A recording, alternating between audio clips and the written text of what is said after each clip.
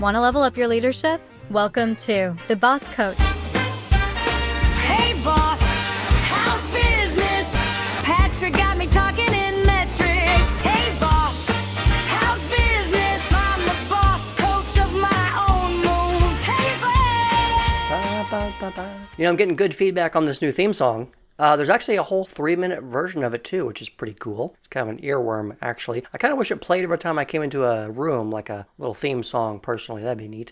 Well, hey boss, how's business? Do you have your 2026 strategy set yet? Well, as I drop this episode, actually, I should be on a plane to our strategy offsite down in Phoenix, Arizona. We'll come away with some alignment on this year's priorities and such. Really important that we're all on the same page. Plus, as I stare out at the snow, I realize it may be a little bit warmer down there, which isn't bad either. Well, thanks for clicking and listening. My name is Patrick McGranahan. Welcome to The Boss Coach. If this episode was shared with you by a very thoughtful friend and you're new, then please check out the podcast trailer. That's episode 100. It gives you more background on what The Boss Coach is all about, what I'm trying to do, my mission, etc. And of course, check out all of season 1. It has lots of helpful stuff like management basics, everything from that to hot leadership topics. Recently my daughter-in-law Maggie announced that her company was forcing a return to office starting in a couple of months. Now, she works for a big national bank and she's been working hybridly up until now, but they decided to draw a line in the sand and have everyone come back 5 days in person. I'm hearing a lot of companies doing this. Currently, it's reported that 30% just in 2026 are talking about going over to 5-day schedule in person, and 70% are sticking with the hybrid strategy for now at least. Though if you look at the Fortune 100 companies, that number is around 50%. The COVID lockdown was almost 6 years ago now, but companies are still somewhat, ambiguous on their long-term work style strategy. It's been long enough now that you think people are set in their ways with what we used to call the new normal, so now going back to the old normal probably feels like a huge shock to the system. I want to go home. I don't want to. I want to go.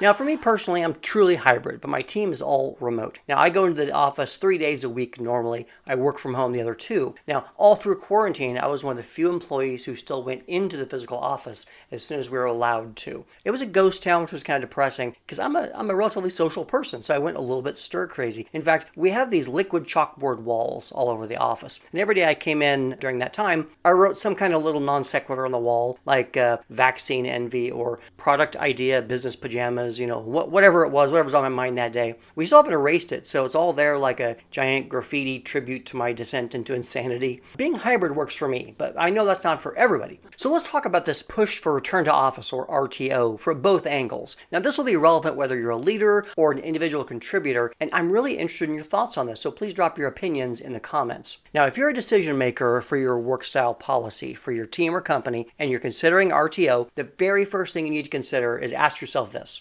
why? Now, do you want RTO because of normalcy bias, because of concerns over wasted real estate, maybe fears of productivity loss? Well, if it's just the real estate angle, consider reducing your office footprint instead. You'll save a lot of money, you'll look like a hero, maybe use a WeWork type hotel office concept. That way people still have the ability to work hybrid, come in if you need to, but otherwise work remotely. If it's the productivity loss you're concerned about, just do a little research. ActiveTrack and Flowloo for 2 did surveys that showed 77% of employees reported higher productivity when remote. That's a 5 to 13% boost over normal. Now, why is this? Well, people reported that they had fewer distractions, reduced commute time. Those are the main ones. And sure, employees say this, but what about their leaders? Are they just covering up for maybe the laziness? No. 79% of managers surveyed felt that their reports were more productive when working remotely. Now, here's the dirty little secret. For me, at least, and I know from others, when you're working remotely, you start work when you would be getting in the car, and then you end work when you would be getting home from work. So actually, you're getting extra work time as well as more productivity. Now, the other dirty secret is that remote work is the nightmare of one type of leader: the micromanager. Dun dun dun.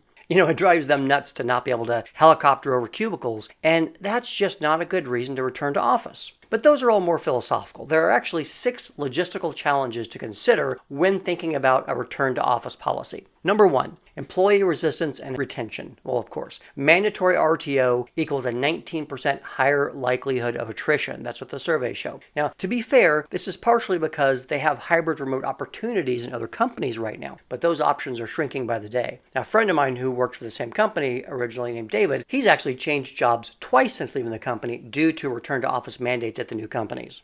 Number 2 thing to consider is a declining trust and culture. Surveys show 57% see return to office as an, quote, attack and a sign of micromanagement. To be fair, though, office culture took a huge hit during the COVID era, too, as the in-person synergy was erased overnight. Now, we talked a lot about this during the Culture Club episode in Season 1. I invite you to go check that one out. Number 3 thing to consider is burnout and mental health. The pressure of that daily commute, coupled with the loss of flexibility, increases stress and burnout and otherwise impacts mental health. To be fair, though, being stuck at home with no work-life balance at all during quarantine was probably a bigger driver of mental health concerns and burnout. Confession, I kind of treated myself by working on Legos. Between calls, or if I had a call canceled or something, I sat down because it was right here next to my office, or in my office, next to my desk, and build a little bit of Lego for a few minutes, and it really helped to erase some of that burnout. Number 4 thing to consider is misalignment. Those rigid one-size-fits-all mandates from up on top usually tends to be irrespective of local offices, and it fails to account for diverse employee needs. And that makes flexibility seem conditional. To be fair, though, flexible expectations look like inconsistency in enforcement and lack of fair treatment. We had one person on a team in my office named Zach, and he, even before COVID, wanted to move to California. Actually, he needed to move to California, wanted to stay working from a remote position. And they said no. Well, then a month or so after that, COVID hit and everybody was working remote. So if you formed a policy, make sure it's grounded in something that's logical. Number 5 thing to consider is a communication gap. Leaders often struggle to clearly explain the why behind the RTO, failing to provide, data-driven or compelling reasons, and that leads to further disengagement. And employees will say, but we're more productive remote and hybrid. To be fair, that's a leadership gap there. It's not the employee's fault. They're not asking enough questions and looking at the individual situation. And that, boss, is what I'm asking you to do. The number 6 thing to consider, the last thing to consider here, are operational challenges. Managing office space, ensuring consistent in-office experiences. Feeling like forcing physical presence is rough, and it's a significant hurdle. To be fair, though, we were all in person forever up until March of 2020. So that, again, is some normalcy bias, but still, it does present significant operational challenges which probably come with a price tag also. So the bottom line is this. Give it serious thought before determining your return to office or work style strategy. Don't do it just because other companies seem to be moving that way. Do what's right for you and your business, and more importantly, your people. But let's say you're already set on RTO. It's not your decision, it's above you, and you really need to make this transition work well. So there's appropriately also 6 things you can do as a leader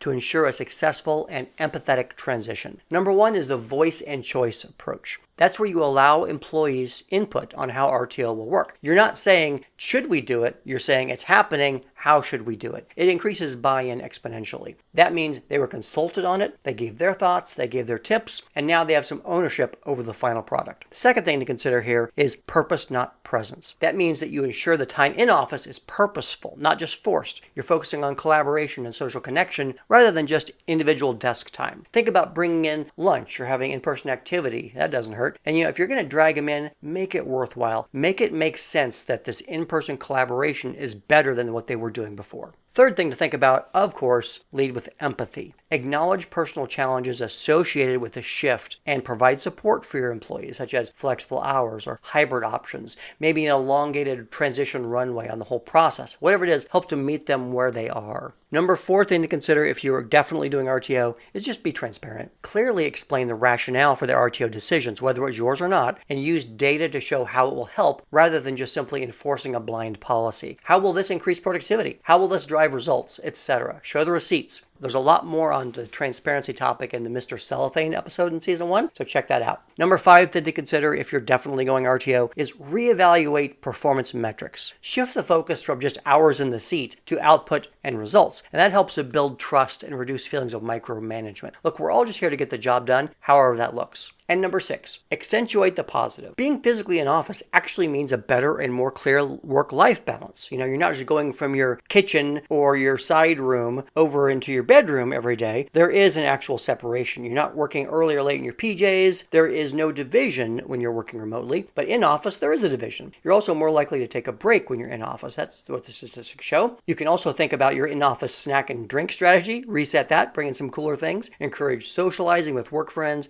How many of your friends that you have right now, if you look in your friend list on social media, how many came from a job, right? They're either from school or job. So you do make connections and you don't do it as well unless you are in person. So if you absolutely require a 5-day in-person work style, you can accomplish this and still be a servant leader. Think about helping them through the process and giving them what they need rather than getting hung up on the why. You don't own their experience, but you can improve it. Now, my company had this return to live collaboration thing when it came time to come back, and that was in maybe 21. Had some swag. I saw this card on my wall that had everyone's signature from upper leadership. Well, that quickly actually fell flat. So we pivoted instead to a more practical approach. Each job type has an assigned work style. And now, some justifiably need to be in person, and that's great. Some can be hybrid, and some can be remote. And it actually works out to everyone's advantage if you just look at each individual work style and what's required of that work type. With options, people then had flexibility to stay with company. So instead of leaving because they really wanted to be hybrid or to be remote, now we had those options with certain job types. So if they were in a job type that was fully in person, they wanted to be hybrid, they looked for opportunities within the company for a hybrid position. So you kind of got the best of both worlds. My honest opinion here, I get more work done at home. Yes, it's true. In office, I do get stuck talking to people. I'm, again, a social person. I hang out in the break room or cafe, and we have awesome snacks. We have this really cool espresso machine. There's a lot more distractions. But the home office, however, is a little more lonely. I just have the dogs and cats and my own pantry, which is well stocked, thank you very much, but not quite the same. So all in all, for me, the right answer is going hybrid, but it's different for everybody. And so that's exactly what servant leadership says. Meet them where they are because everyone's different. So your policy should reflect that philosophy. So when it comes to return to office, here's what you could do right now to level up your leadership. If you're requiring RTO soon, I want you to make a plan using those 6 steps above so you won't lose anybody. So you'll be prepared and still they'll know that you were ready for this too. Now, if you're not yet going down that road but think RTO might be in your future, start gathering receipts. Check out metrics on current productivity. Show the decision makers and form an RTO strategy now, which might look more like hybrid and remote options so you have a more individualized approach that appeals to more. And plus, you're giving solutions, so you'll look good too. Well, thanks for your time, boss. I am Patrick McGranahan, the Boss Coach. Make sure to follow the Boss Coach. If you're on platforms like Spotify, others have you subscribe, whatever it is, make sure you get notice of all new episodes. And a big shout out to some of my new subscribers. I got a few more lately. Thank you so much and welcome to the team. Glad to have you. Remember also to like and leave comments. The algorithm loves comments.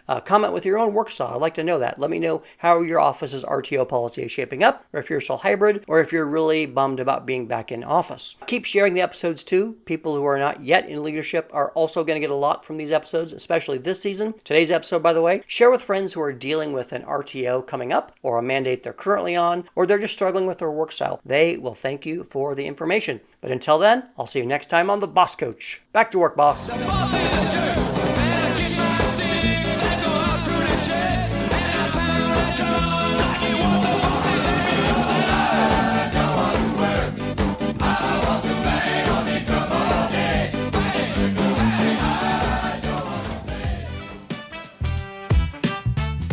Thank you for joining us today for The Boss Coach, hosted by Patrick McGranahan. We'd also like to thank our associate producer, Hannah, and consulting contributor, Stephanie. Original music provided by Sono AI Studio. All statements and opinions by our host and guests are solely their own observations and may not reflect those of their contemporaries or employers. Please check out other episodes of The Boss Coach for more valuable opportunities to level up your leadership. Until next time, I am your announcer, Ava. Have a great day, and as always, lead with your heart.